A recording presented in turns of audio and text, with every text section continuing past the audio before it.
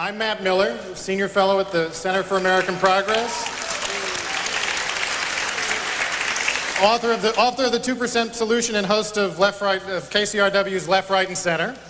And I am delighted to welcome you to the weekend's indispensable panel, Are We Making the World Safe for Democracy? Now, over lunch, I was sitting in the green room lunch area, and somebody said, "What panel are you doing?" And I said, are we making the world safe for democracy?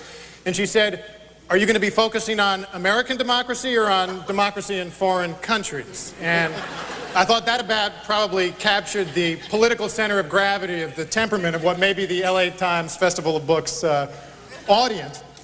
But there's no question we meet at an auspicious moment. A few years after September 11th, we find ourselves deeply committed to a war in Iraq. People are asking, are we building some kind of democracy there? And are we trying to build some kind of democracy perhaps in other places, coming on the heels of various efforts in the 90s and in our history? President Bush, in a sweeping inaugural address that a lot of observers thought out-Wilsoned Woodrow Wilson, seemed to argue that democracy around the world was essential for our own national security. People are asking questions about whether that's right, here and abroad.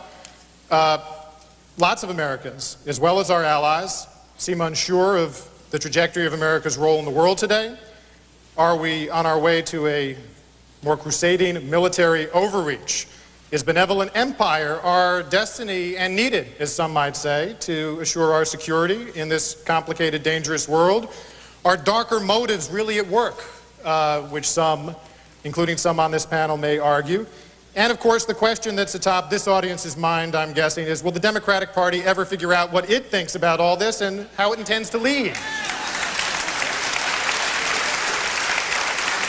Well, for all these questions, we couldn't have a more distinguished panel to address this. In a moment, I'll introduce them and ask everyone to give us an introductory set of remarks for 5, 6, 7 minutes, and then we'll mix it up with discussion among us and obviously leave time for questions and answers with this thoughtful audience. But just to get an orientation of where this group is, I'd be curious, just by a show of hands, if people are comfortable doing it, how many folks in this audience oppose the war in Iraq?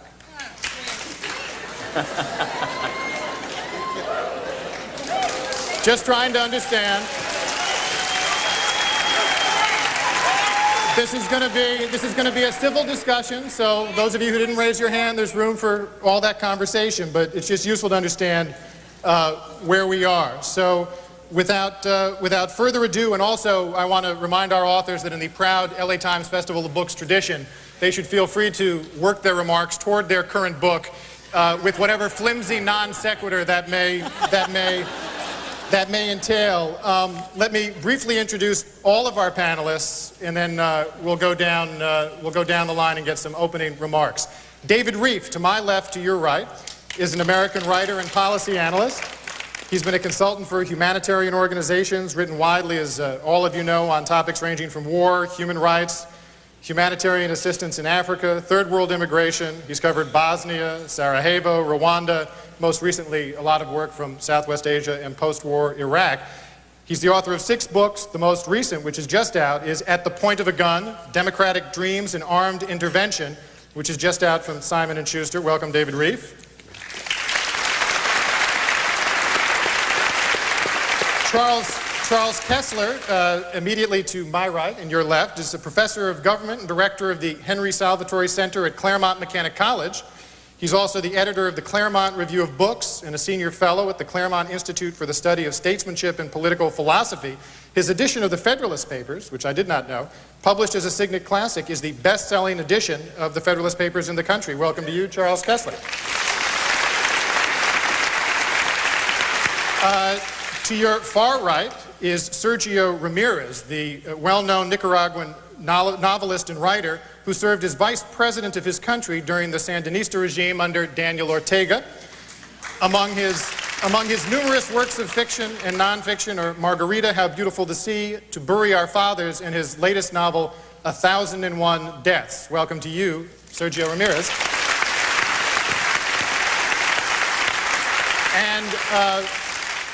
And finally, to the far right, to your far left, and there's no choice of that in the seating, is Amy Goodman, who is the host of Democracy Now!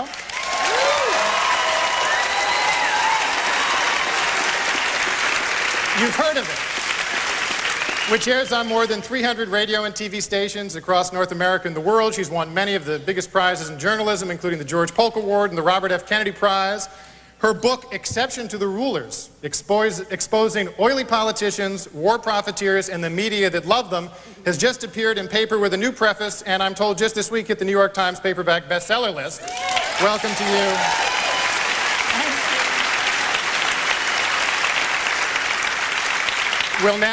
We'll begin our discussion with opening remarks, and David Reif, let me start with you. This is an unexpected blow. All right. Look, let me start by giving you an opinion and then trying to complicate it. I don't believe for one instant that it's possible to impose democracy by force in other places. I don't believe it will work. It's not a question I actually don't think we have any business doing it. But even if I could be persuaded that we had some business doing it, and there are arguments for it, to be fair, I don't actually think it can be done. I don't think democracy is made that way. And I think what happens, and it's not only in what's called democracy building, it's also in all kinds of other activities. What probably this audience would view more benignly, say, the creation of civil society in the global South. The kind of things that groups like the Soros Foundation, the Ford Foundation have been involved with for now many decades. I'm actually quite skeptical of whether you can do that. I think you distort the process with your money in this soft version of democracy building, almost as much as you distort your process with your guns and your armored vehicles in the hard sort of Bush administration version of it. I should also say that I think that the human rights movement, perhaps partly unwittingly, but maybe not entirely unwittingly, has also subscribed to a policy, to ideas that support armed interventions in other countries. It's not simply, it would be a great mistake, I think, to imagine that what we're talking about here is the iniquitous neocons in Mr. Cheney's office, and that everybody else has nothing to do with this. If you think, for example, let's take, if I can go away from the human rights movement and towards, say, the European Union, which in many ways stands for a very different set of values from the United States in world politics. The European Union makes as a condition of its aid, and indeed of its participation, not only to countries that want to join the Union, that's legitimate, but countries that get aid from the Union all over the place in the world, a whole series of norms that these countries have to subscribe to. Now, those might be good norms, but already you are creating a kind of constellation of force. You're saying, in effect, that powerful states have the right to dictate to powerless states what their political arrangements will be. That, it seems to me, you need to think about. You need to think about whether there's as big a difference between Paul Wolfowitz and Human Rights Watch as both of them would want to claim. I'm not so sure there is. Now, let me complicate it. The complication is very simple. If Saddam Hussein had been murdering the Kurds at the time of the invasion, surely a lot of people in this audience would have thought, yes, we're not crazy about the fact that it's the 82nd Airborne or the British Army doing it, but you know, dreams of a better world, when put up against the actual lives of people, can look very feeble. If you don't want to use the Iraq example, use Rwanda. Surely most people would have said that any intervention by any power, whatever you think of the power, would have been better than the deaths of 800,000 people in 6 weeks. maybe some of you are principled enough to think, or perhaps consistent enough, to think that a non-interventionist position is worth maintaining even under that provocation. But I'm willing to bet most of you don't. And I don't think one should. I think consistency in any case is perhaps not the hobgoblin of small minds, as Emerson said, but not the greatest of virtues and not something that we need to get obsessed about.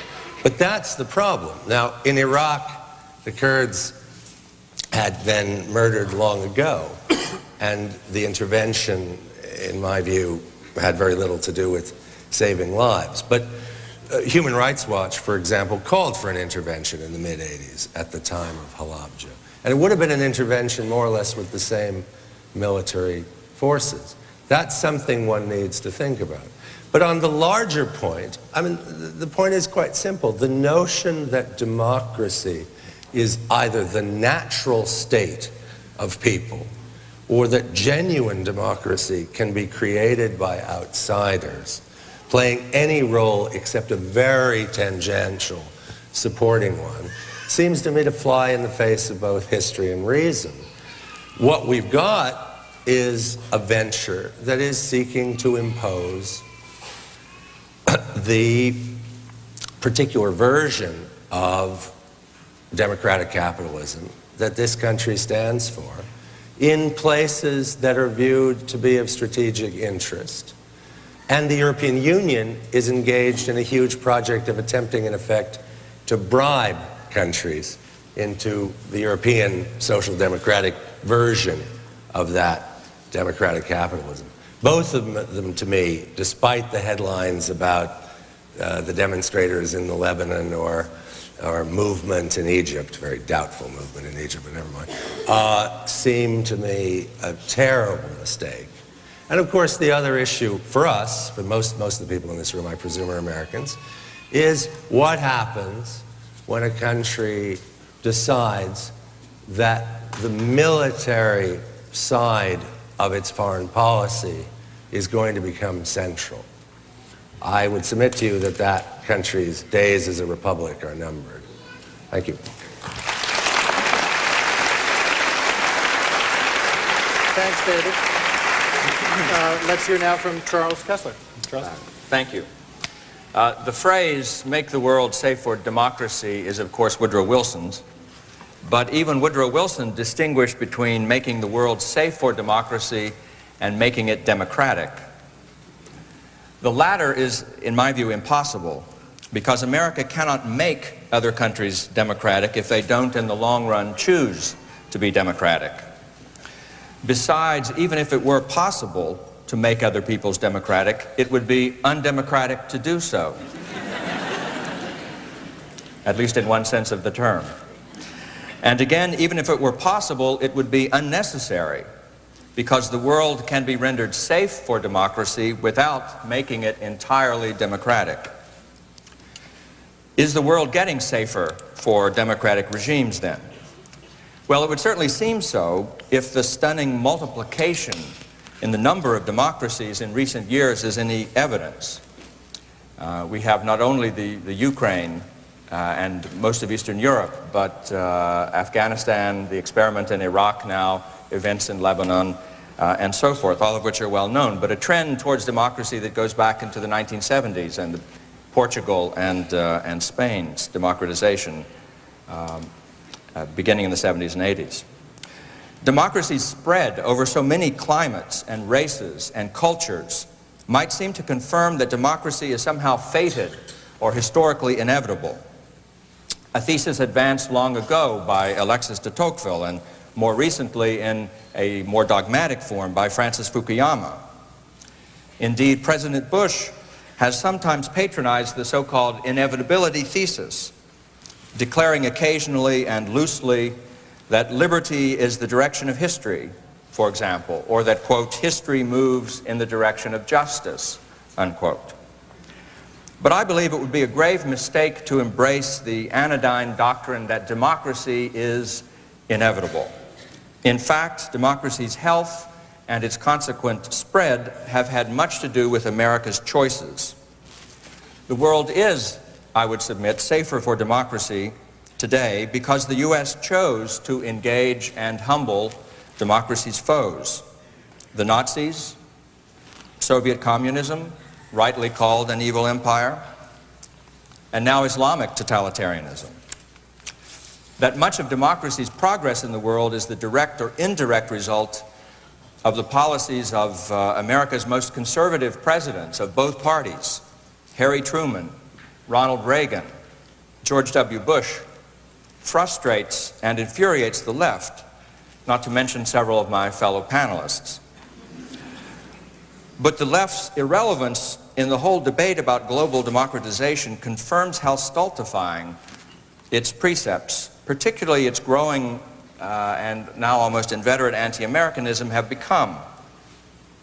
America is, of course, not the only cause of democracy's recent advances, but I would submit it is in many respects the main cause by its policies and by its example.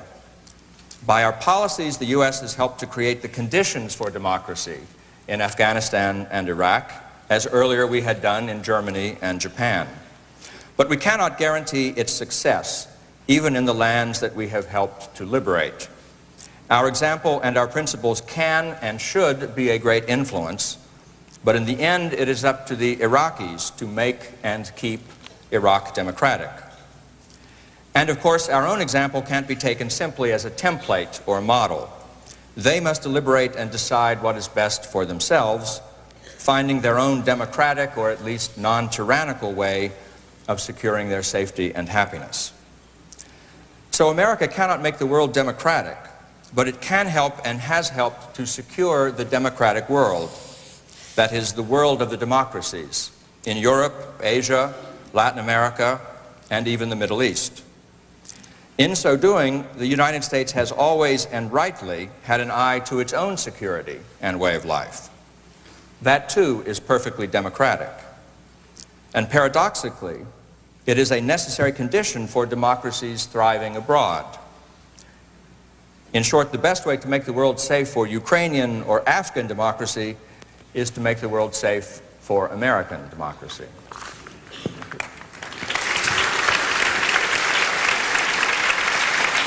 Thanks very much, Charles Kessler. And let's hear now from Sergio Ramirez. Thank you very much. I think I'm going to switch to an area of the world that I better know, which is Latin America. Since the end of the Cold War, democracy has been established in the Western world without challenge, at least in its former shape.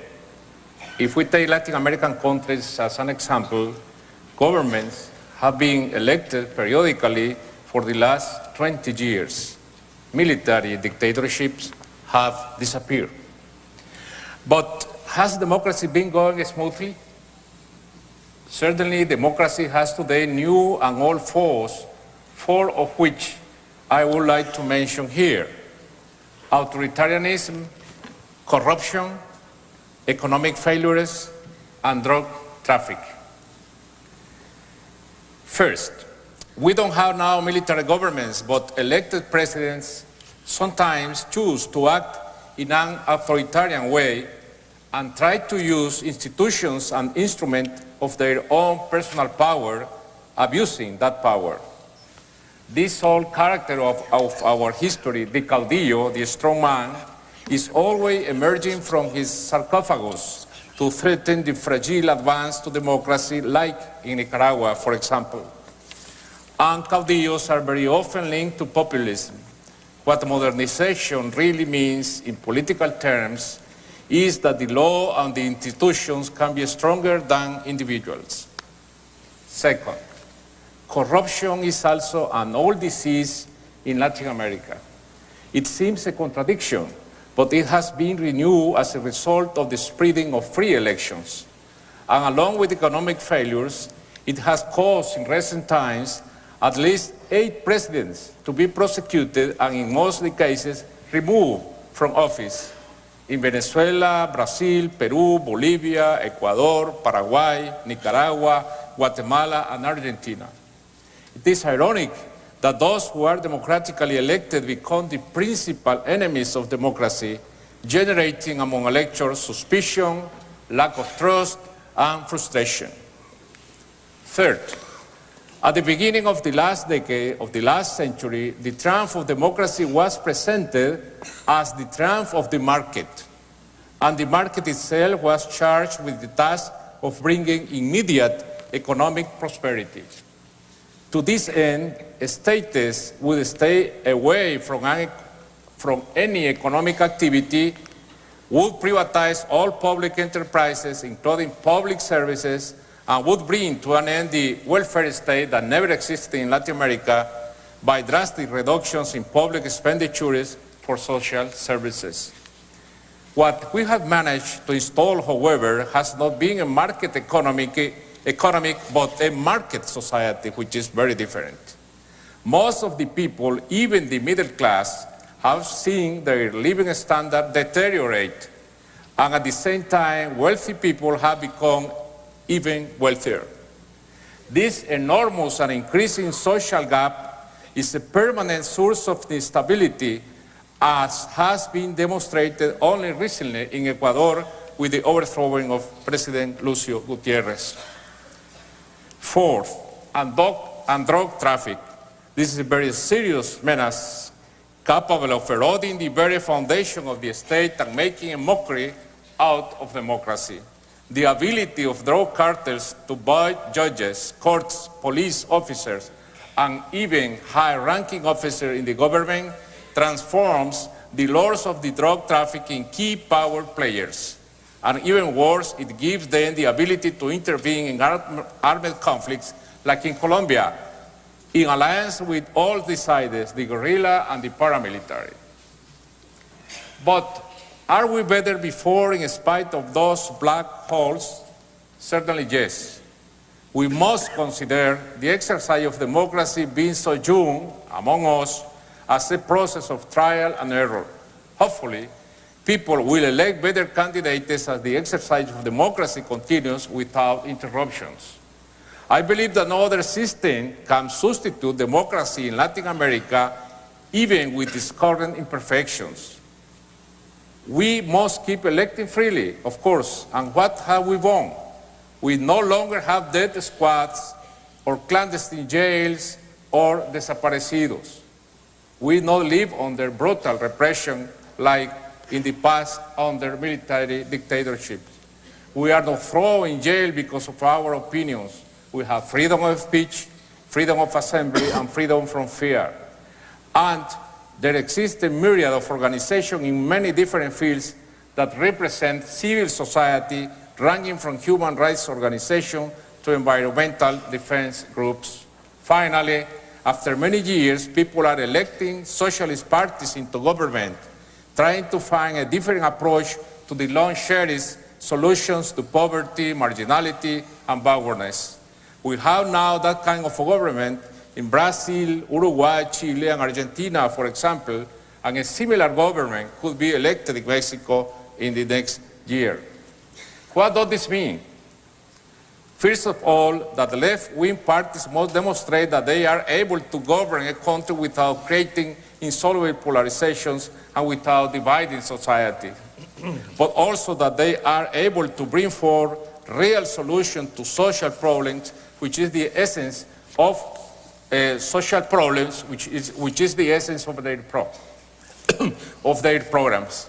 And I would say the reason of their existence as political entities.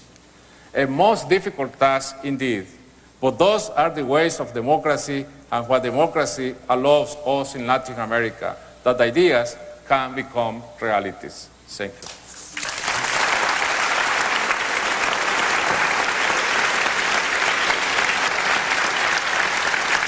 Amy Goodman.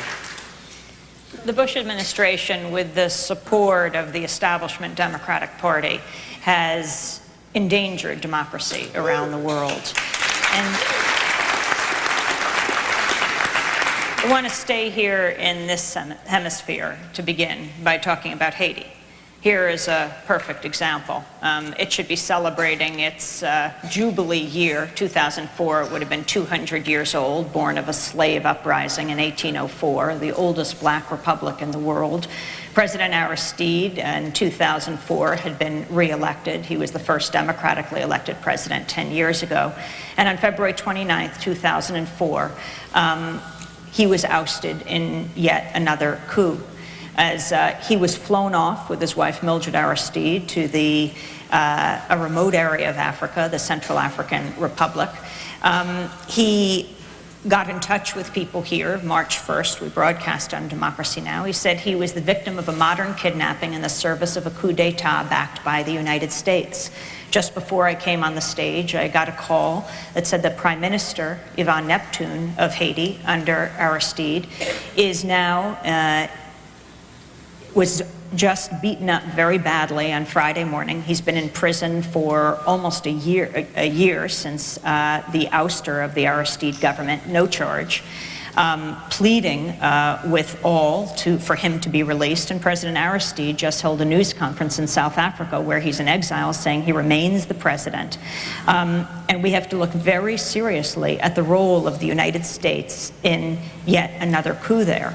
February 29th, what Aristide said, I flew with him back from the Central African Republic to Jamaica when Congressmember Maxine Waters from here in Los Angeles and Randall Robinson went to the Central African Republic in a small plane to retrieve the Aristides, calling the bluff of the most powerful country on earth here in the United States. When we landed, as we were landing in Jamaica, I covered the trip, President Aristide was being threatened by Rice, Rumsfeld, and Powell, and they said he was not to return to this hemisphere. Whose hemisphere? And the U.S. ambassador to Haiti, James Foley, was saying he was not to return within 150 miles of Haiti. Whose country? And today, hundreds of Aristide supporters have been locked up. The Prime Minister is in a very dangerous situation. He could possibly die.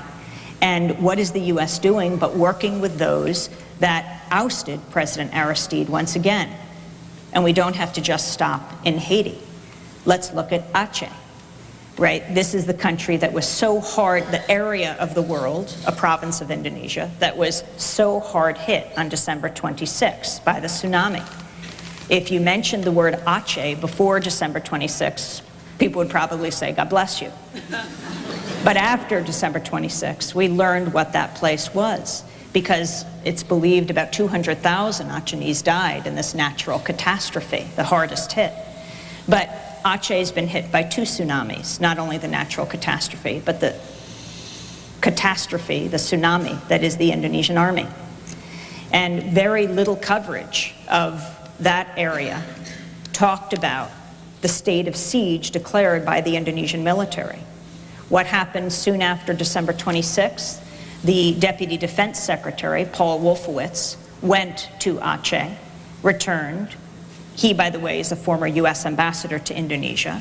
He was there for a number of the years of the slaughter in Timor, one of the great genocides of the 20th century. He comes back to the United States and restores military training aid to the Indonesian military, which had been cut off in 1999 under President Clinton, under tremendous pressure on President Clinton, had been cut off when the people of East Timor voted for their freedom in a UN-sponsored referendum, and the Indonesian military burned East Timor to the ground.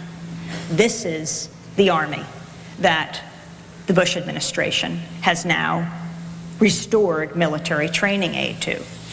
And now Paul Wolfowitz becomes the president of the World Bank. And you have to wonder if he's going to use countries' monies, if he sees the definition of development as shoring up repressive regimes and armies. Then you turn, of course, to Iraq and what has happened in Iraq. I mean, you have the Bush administration that invades Iraq with the leading Democratic contender, presidential contender, John Kerry supporting the invasion, John Edwards supporting the invasion. And even when it became very clear, though it was before, that there were no weapons of mass destruction, and President and Senator Kerry was asked if he knew then what he knew now, would he support the invasion? He said yes. So this was a bipartisan affair. And we don't know the numbers of Iraqis who have died, though according to a study by Johns Hopkins, Columbia University, and Baghdad University, it's believed somewhere around 100,000 Iraqi civilians have died. I don't think this is a success story.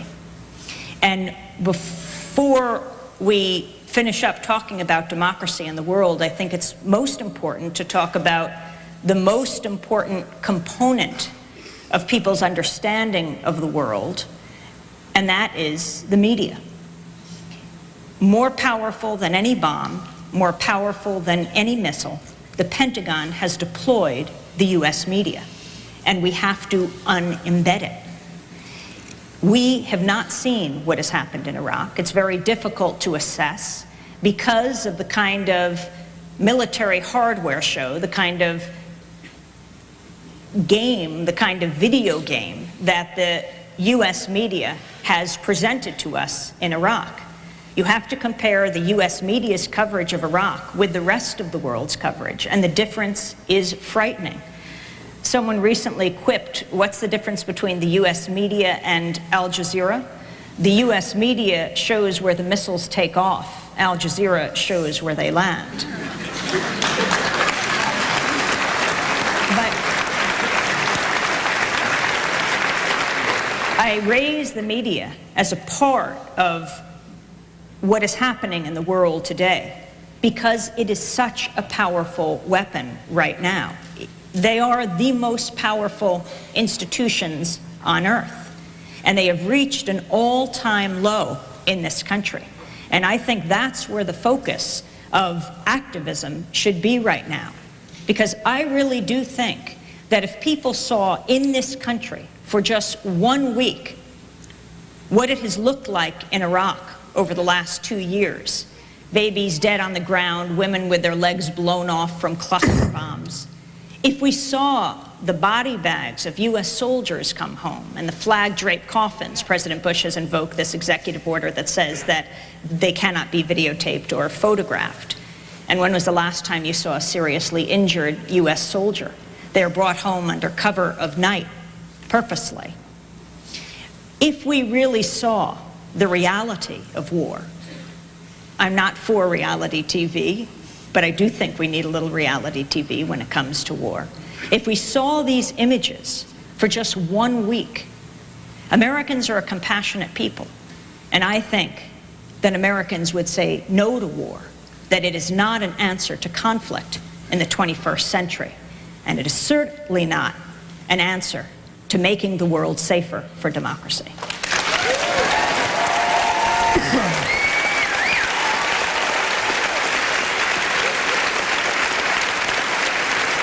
Thank you.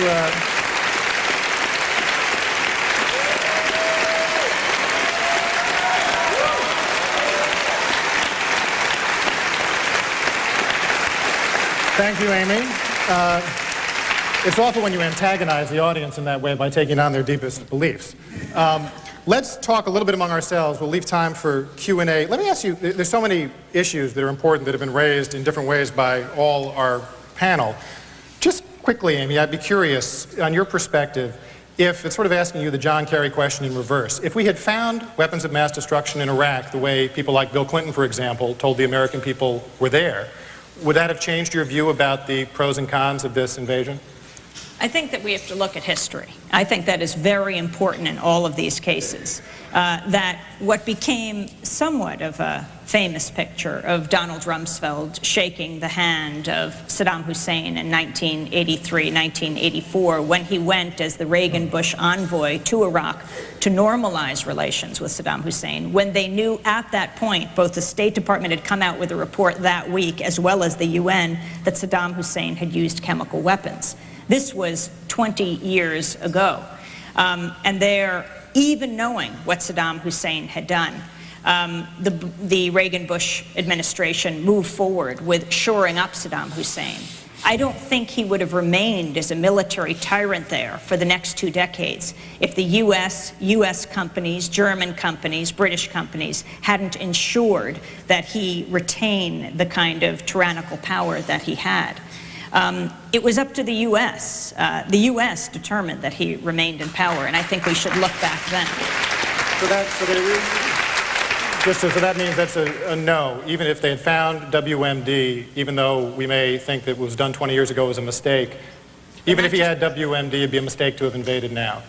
Oh, and I think that if the U.S. simply withdrew support from Saddam Hussein, he would have, the people of Iraq would have been able to handle their own affairs. Okay.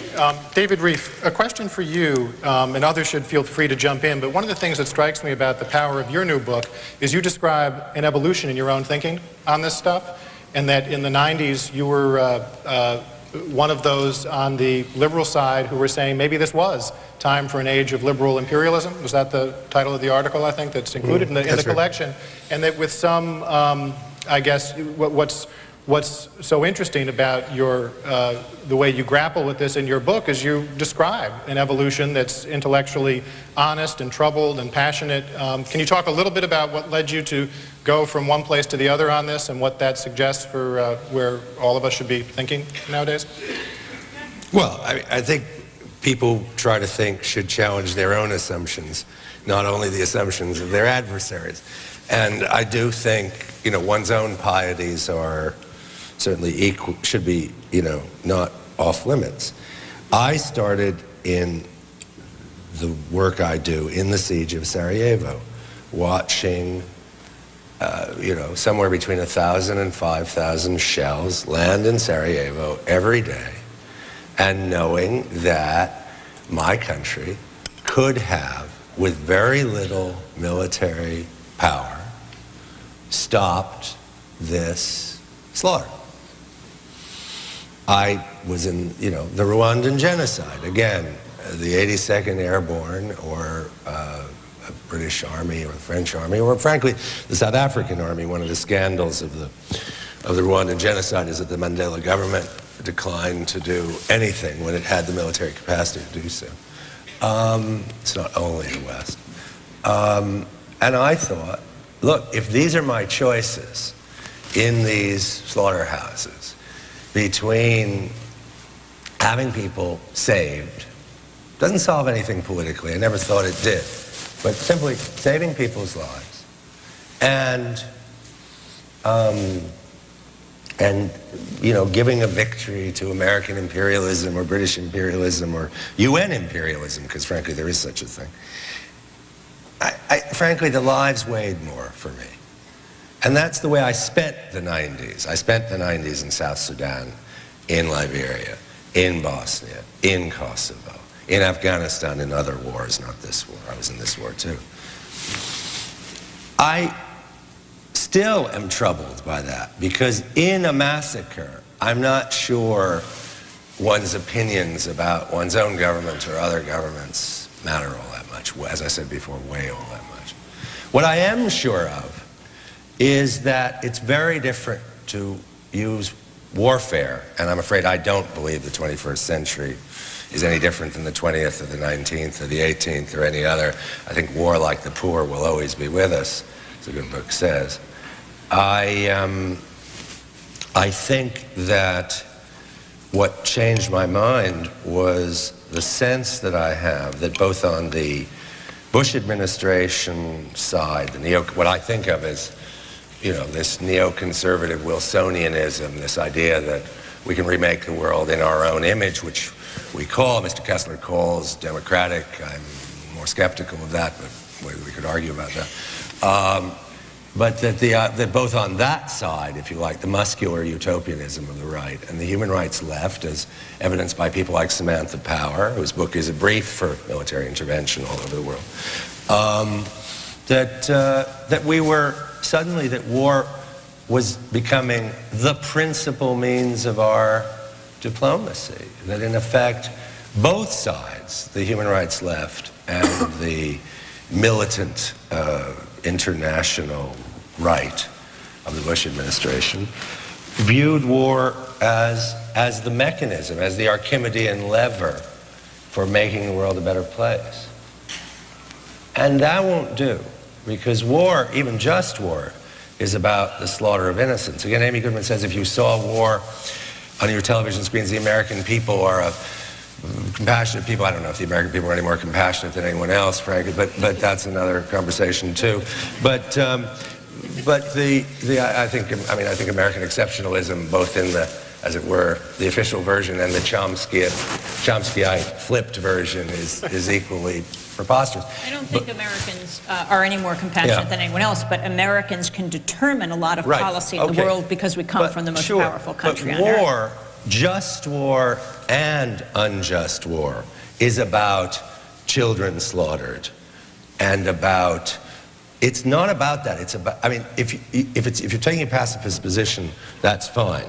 But if you're talking about war, any kind of justifiable war, that war is going to produce those images you rightly mentioned. And I don't want war as I've seen much too much war in the last 15 years to believe, I've lived in wars for the last 15 years. I am not someone who can accept the idea that in order to bring a just world, that war should be basically a primary response as opposed to an exceptional response, which I think it will always have to be. And that's where things change. And then, of course, the appropriation of human rights language by the Bush administration. The fact all great ideas from Christianity forward have been hijacked by power. There's absolutely no reason why human rights shouldn't be the latest in that list, and I think it has been. The idea that the moral warrant for American hegemony is now human rights. At that point, I want to take a big step back and say, no, one's prejudice should be, without going all the way to pacifism, should be that one doesn't do these things, except in those exceptional cases, a Rwanda and possibly a Darfur, where the massacre is ongoing, where the blood is on the ground as we speak. Let me thank you. I want to get just a couple more questions in, but start to formulate your own, because there should be microphones on either side of the aisle somewhere. And after a couple quick questions, I want to get yours in.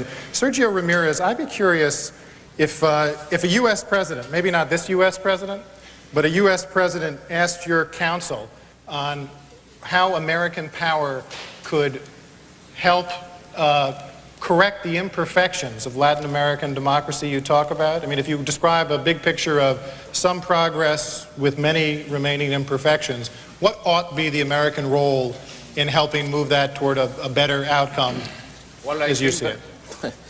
I think that in the past we have taken many of those advices, and not for the better. But what would you be advising an American president that he ought to be doing? Or she? Well, as the case may be. I would like the government, this or any other government of the United States, to keep away from the problems in Latin America.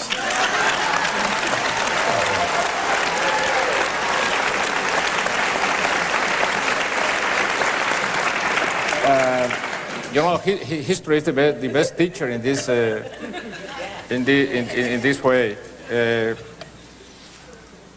Well, I can talk since the point of view of the citizen of a country which has been invaded many times for the United States. At the beginning of the 20th century, at the midst of the before the midst of this 20th century too, for installing right-wing governments and at the end a military dictatorship that lasted in Nicaragua for 50 years, the Somoza's dictatorship. But now it is very peculiar that, for example, in Haiti, the government of the United States, in this case the Clinton administration, intervened to install or to reinstall President Aristide in power. And that was the first time that the troops of the United States invade the country to reinstall a left-wing president. That is very peculiar. And yet at the same time, the U.S. CIA and DIA, the Defense Intelligence Agency, had on the payroll Emmanuel Constant, the head of the FRAP, the paramilitary death squad that was responsible for so much of the killing through that period. It was as if they removed Aristide to get him to cry uncle, to say he would not fight the, the neoliberal economic model that the U.S. was pushing. And once there was so much bloodshed, he was brought back on a military jet. He said he would not extend his term in office. Well, it is the reason why I call it peculiar. And I would like to see the United States not intervening to install any kind of government in Latin America, being of the left, being of the right, or to depose any kind of government. I think we are mature enough to handle our own affairs.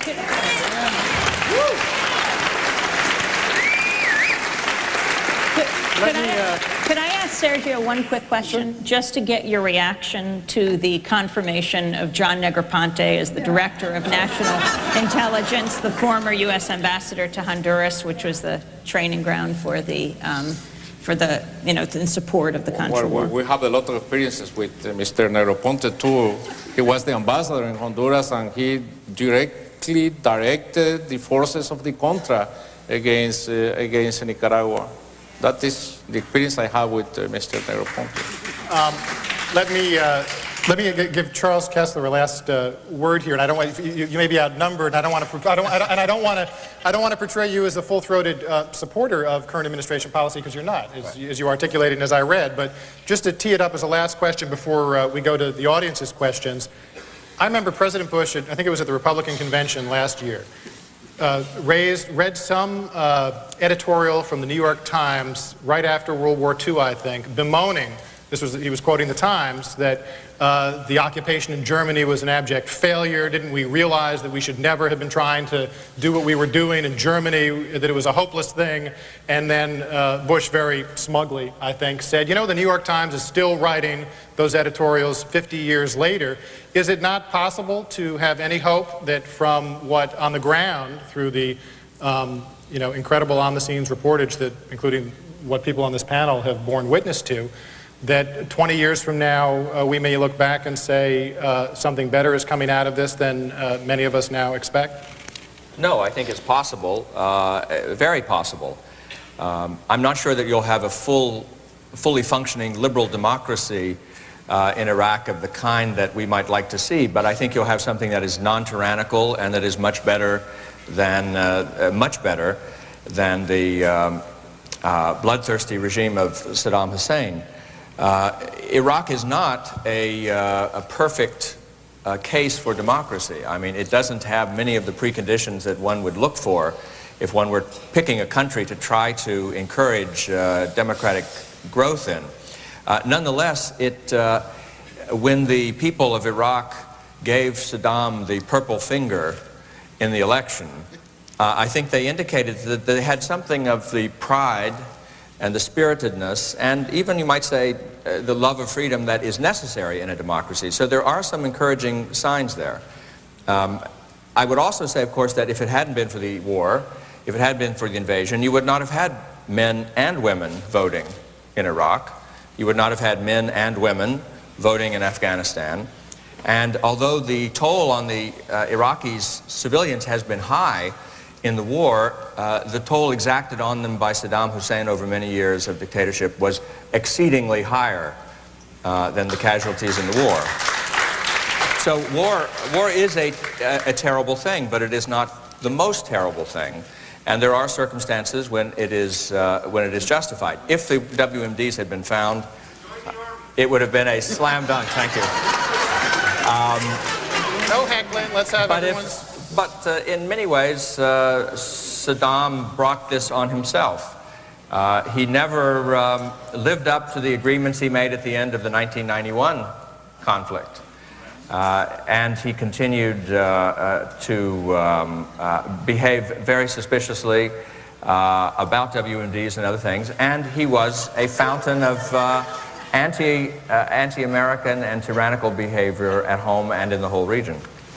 Thanks, Charles. Let us go now. We're going to go to your questions. I'm going to try and get in as many as I can because we have brief time. So what I'll insist on is questions, not speeches or statements. And I'd like everyone to just identify themselves and then please ask their questions. Sir. My name is Chris Ross, and I thank you for being here today. And Charles Kessler, I really enjoy the Claremont Review of Books, so thank you too. Thank you. Thanks for the plug. I'm a conservative, but I have a sincere question, especially for the members of the panel on the left. As I talk with my liberal friends about the war, it quickly becomes apparent that there's a large gap between us, not just about the war, but on basic principles. And I want to find out, because my liberal friends are not able to elucidate them for me, I would really like to understand what the basic principles of the liberal worldview are. No, I'm serious. I mean, Now we only have about. Does it have to do with in particular with the use of force, or because that could take up another panel and a half? well, I just mean that for my conservative friends, we can rattle off 4 or 5 principles. If you can just rattle off 4 or 5 things that are basic. Anyone want to take a quick crack at this at all? No? Pained looks? I think it's a provocation, this question. I have to tell you, if anyone can enumerate serious principles, as you put it, rattle off 4 or 5, I would argue for the lack of seriousness of those principles. Let's leave that as a debate that's going to hang in the air because we don't have time to have them all. Sir, let me go to you. My question is to the audience. We're actually having questions for the panel. All right. To the panel. First of all, please, for those of you who are not aware of this book, I highly recommend it. Sir, I'm afraid we've got very little time. Many people with a question. I'm gonna ask you to either state a question or I'll cut you off. Question. In a world where the economies of China, India, Nicaragua, Mexico, Latin America, Africa are increasingly interconnected, and the United States dominates that world with an active military presence in 36 countries, what can the rest of the world do when the people of America, who have the largest combined military spending in the world, the U.S. spends more than the rest of the world combined on its military, do to influence foreign policy, to U.S. policy here? My question is this. Democracy, right? 20% of China's exports. I'm going to take that as the end of your question, sir, and let you frame it that way in terms of what Amy, Mr. Kessler, this question is to you. Amy? 32, a world survey was done recently. Sir, sir, with all respect, we understand the general nature of the question. 32 of 35 countries around the world said that they did not want Bush as president. What is the world supposed to do when the American Amy, people would you like vote to? him into power? Let me respond to your question. I mean, I think it's up to the people of the United States. It's, yes, that is the feeling of people around the world. And I don't think that the majority of people in this country have spoken. And I do want to say that I don't think it's predictable where people fall. I think all of the political labels are breaking down now. I think conservative Republicans, like progressives, share a lot of values around issues of corporate control, privacy, an out-of-control war budget, issues around Social Security, for example. And I do think that Bush is managing to unite people across the political spectrum against him.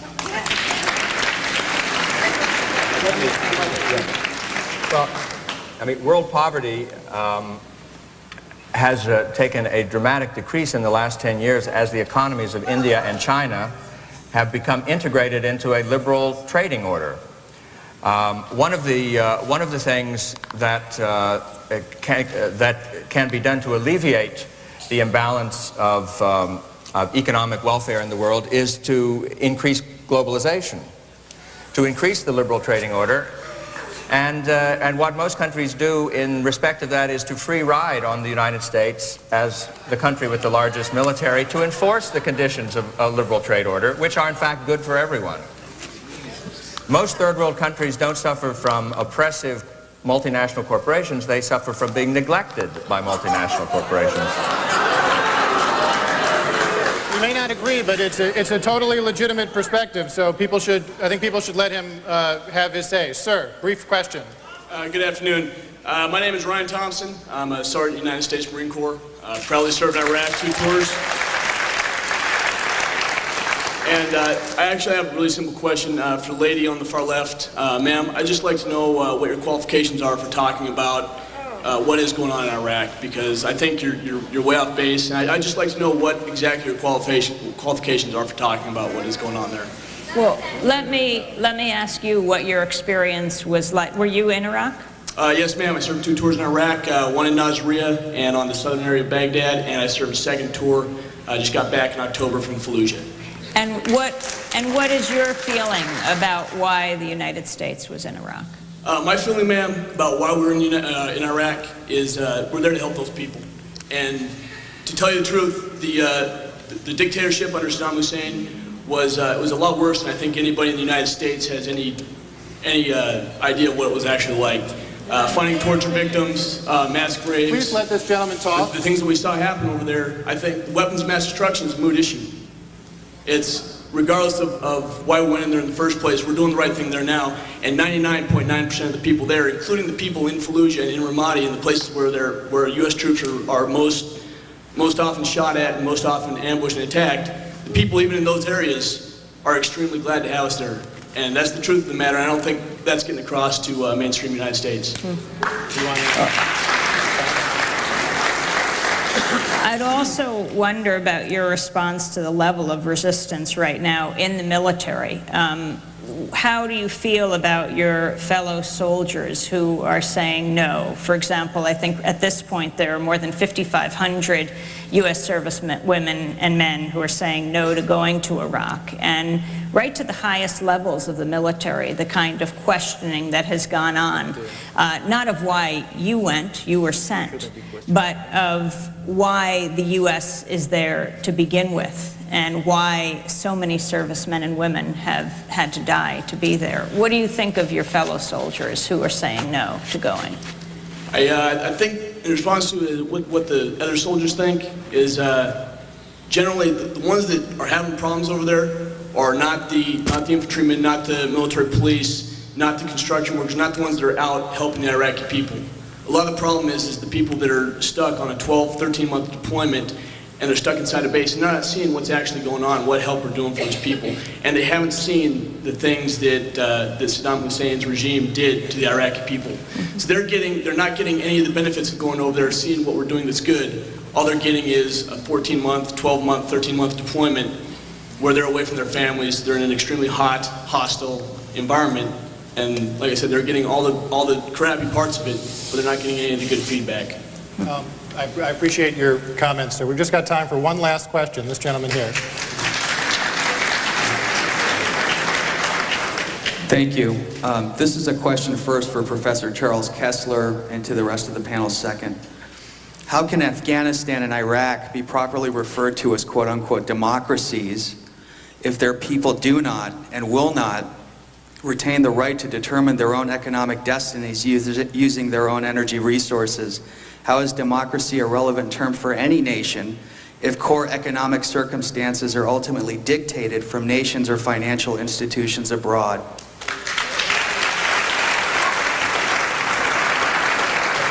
Well, I guess I would quarrel with the premise of your question. I don't think that they are... Can you please define the premise of my question for the audience? I'm trying to get there. They aren't fully functioning democracies yet. They're nascent democracies at best, and they have a way to go. They have a way to go to full sovereignty in the international order as well. That will come as their domestic government and economy come more and more back into line and under their control. It doesn't seem to me that the oil in the ground will, I mean, whoever is in control of Iraq will want to pump the oil.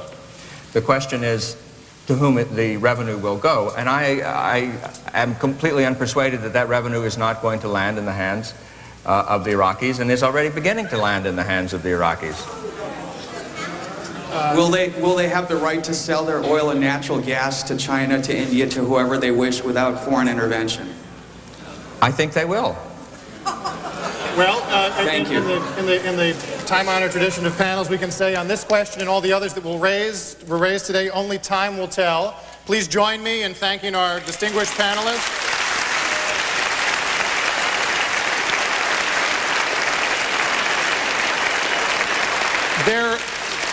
There will be a book signing immediately following this in an area that I don't know the north. In the north area, line E in the north area. Please meet our authors, have them sign books. Thank you all for joining in this conversation.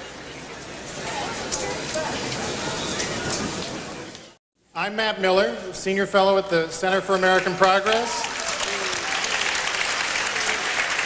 Author of the 2% Solution and host of KCRW's Left, Right, and Center. And I am delighted to welcome you to the weekend's indispensable panel. Are we making the world safe for democracy? Now, over lunch, I was sitting in the green room lunch area, and somebody said, "What panel are you doing?" And I said, are we making the world safe for democracy? And she said, "Are you going to be focusing on American democracy or on democracy in foreign countries?" And I thought that about probably captured the political center of gravity of the temperament of what may be the LA Times Festival of Books audience. But there's no question we meet at an auspicious moment. A few years after September 11th, we find ourselves deeply committed to a war in Iraq. People are asking, are we building some kind of democracy there? And are we trying to build some kind of democracy perhaps in other places? Coming on the heels of various efforts in the 90s and in our history. President Bush, in a sweeping inaugural address that a lot of observers thought out-Wilsoned Woodrow Wilson, seemed to argue that democracy around the world was essential for our own national security. People are asking questions about whether that's right, here and abroad. Lots of Americans, as well as our allies, seem unsure of the trajectory of America's role in the world today. Are we on our way to a more crusading military overreach? Is benevolent empire in the seating? Is Amy Goodman, who is the host of Democracy Now!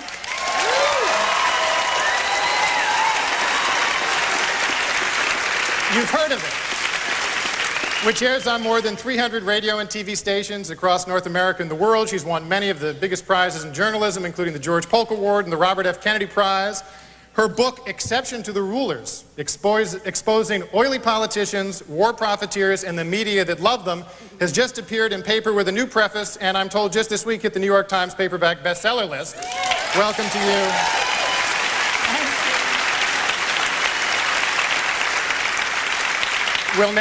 We'll begin our discussion with opening remarks, and David Reif, let me start with you.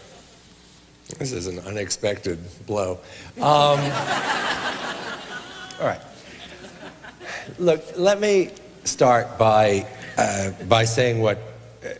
giving you an opinion and then trying to complicate it. I don't believe for one instant that it's possible to impose democracy by force in other places. I don't believe it will work.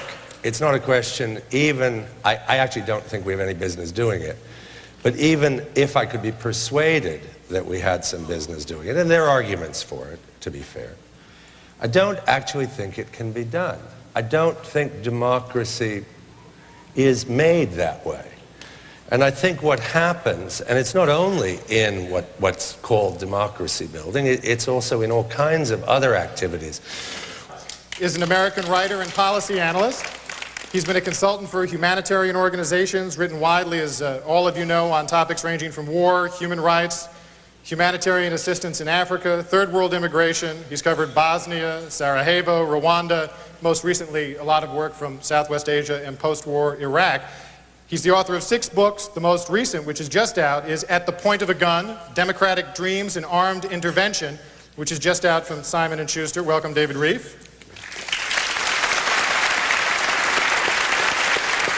Charles Kessler, immediately to my right and your left, is a professor of government and director of the Henry Salvatori Center at Claremont Mechanic College. He's also the editor of the Claremont Review of Books and a senior fellow at the Claremont Institute for the Study of Statesmanship and Political Philosophy. His edition of the Federalist Papers, which I did not know, published as a Signet Classic, is the best-selling edition of the Federalist Papers in the country. Welcome to you, Charles Kessler. To your far right is Sergio Ramirez, the well-known Nicaraguan novelist and writer who served as vice president of his country during the Sandinista regime under Daniel Ortega.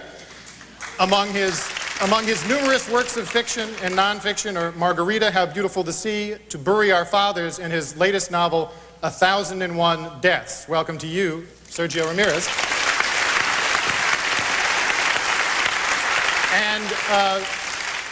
And finally, to the far right, to your far left, and there's no choice of that in our destiny, and needed, as some might say, to assure our security in this complicated, dangerous world, are darker motives really at work, which some, including some on this panel, may argue. And of course, the question that's atop this audience's mind, I'm guessing, is will the Democratic Party ever figure out what it thinks about all this and how it intends to lead?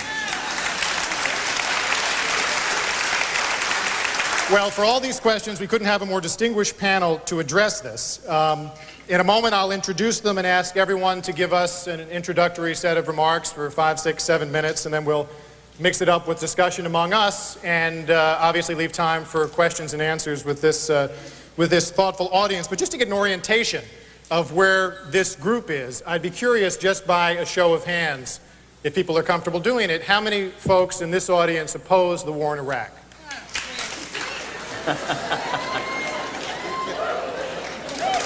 Just trying to understand. This is going to be a civil discussion, so those of you who didn't raise your hand, there's room for all that conversation, but it's just useful to understand where we are. So without further ado, and also I want to remind our authors that in the proud LA Times Festival of Books tradition, they should feel free to work their remarks toward their current book with whatever flimsy non sequitur that may entail. Let me briefly introduce all of our panelists, and then we'll go down the line and get some opening remarks. David Reif, to my left, to your right. What probably this audience would view more benignly, say, the creation of civil society in the global South. The kind of things that groups like the Soros Foundation, the Ford Foundation have been involved with for now many decades. I'm actually quite skeptical of whether you can do that. I think you distort the process with your money in this soft version of democracy building, almost as much as you distort your process with your guns and your armored vehicles in the hard sort of Bush administration version of it.